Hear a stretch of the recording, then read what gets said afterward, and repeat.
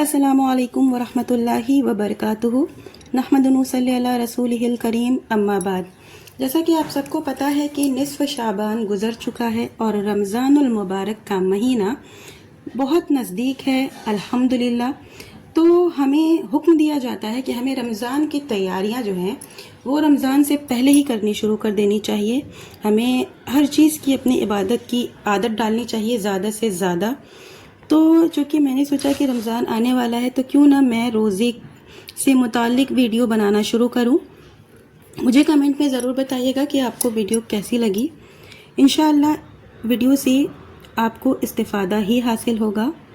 تو چلیے آج کی ویڈیو میں آپ کو روزے کا معنی بتاؤں گی اور میں چند ٹاپک جیسے روزے کے معنی، روزے کی حکمت، روزے کی فضیلت، روزے کے احکام، روزے کی سنتیں، روزے دار کے لیے کون سی چیزیں مکروہ ہیں، کون سی چیز اس پر واجب ہے، کون سی چیز جائز ہے، نفل روزہ، اعتکاف وغیرہ ہر چیز کور کروں گی انشاءاللہ۔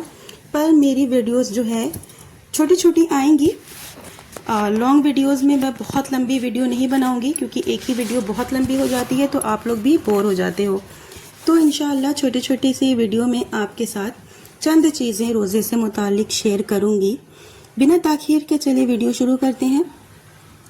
روزہ کا معنی آج میں بتاؤں گی۔ سب سے پہلے میں بتاؤں آپ کو، اللہ تعالیٰ نے عبادت کی کئی قسمیں بنائی ہیں تاکہ بندہ کو آزمائے کہ وہ اپنی خواہشات کا اتباع کرتا ہے یا اپنے رب کے حکم کو بجا لاتا ہے۔ لہٰذا دین میں کہیں محبوب چیزوں کو چھوڑنے کا حکم ہے۔ اگزامپل کے طور پر روزہ جس میں آدمی کھانے پینے اور جمع کرنے سے اللہ کو خوش کرنے کے لیے رک جاتا ہے۔ کہیں محبوب چیزوں کو خرچ کرنے کا بھی حکم ہے جیسے زکوٰۃ، صدقہ، تاکہ اللہ کی خوشنودی حاصل ہو۔ کبھی آدمی کے لیے 1000 ریال خرچ کرنا آسان ہوتا ہے لیکن ایک دن کا روزہ رکھنا مشکل ہوتا ہے، اور کبھی اس کے برعکس ہوتا ہے۔ لہٰذا اللہ تعالیٰ نے عبادت کی مختلف قسمیں کر دی ہیں تاکہ بندہ کو ان کے ذریعے آزمائے۔ دل کی درستگی اس بات پر منحصر ہے کہ وہ اپنے رب کی طرف پوری طرح متوجہ ہو، جو کہ زیادہ کھانا پینا، زیادہ بات کرنا، زیادہ سونا اور لوگوں سے فضول ملنا جلنا اسے رب سے دور کر دیتا ہے۔ یہ آپ سب اس چیز پر اکتفا رکھیں گے۔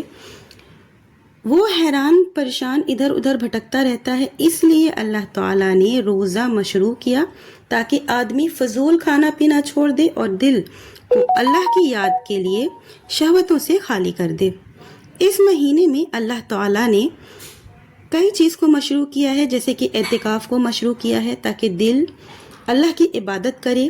زبان کی حفاظت کا حکم دیا تاکہ آدمی ایسی لایانی باتیں نہ کرے جو آخرت میں فائدہ پہنچانے والی نہ ہو۔ تراویح کی نماز مشروع کیا تاکہ دل اور بدن کو تقویت ملے۔ تو ہر چیز کے پیچھے اللہ کے کچھ نہ کچھ حکمت ہوتی ہے۔ اب بات کرتے ہیں روزہ کے معنی کے بارے میں۔ تو روزہ کا جو شرعی معنی ہے، صبح صادق سے غروب آفتاب تک روزہ کی نیت سے اللہ کی رضا حاصل کرنے کے لیے کھانے پینے، بیوی سے ہم بستری کرنے اور سارے مفترات سے رکے رہنا، اسی کو کہتے ہیں روزہ۔ اللہ تعالیٰ نے روزے کو کئی بڑی حکمتوں کی وجہ سے شروع کیا ہے۔ اس کی جو حکمتیں ہیں انشاءاللہ میں آپ کے ساتھ نیکسٹ ویڈیو میں شیئر کروں گی۔ روزے کی حکمتیں اور رمضان کے روزے کا حکم کن پر ہے، یہ نیکسٹ ویڈیو میں انشاءاللہ آپ کے ساتھ شیئر کروں گی۔ ابھی میں ویڈیو زیادہ لمبی نہیں کروں گی، جیسا کہ میں نے آپ کو شروع میں ہی بتائی ہوں۔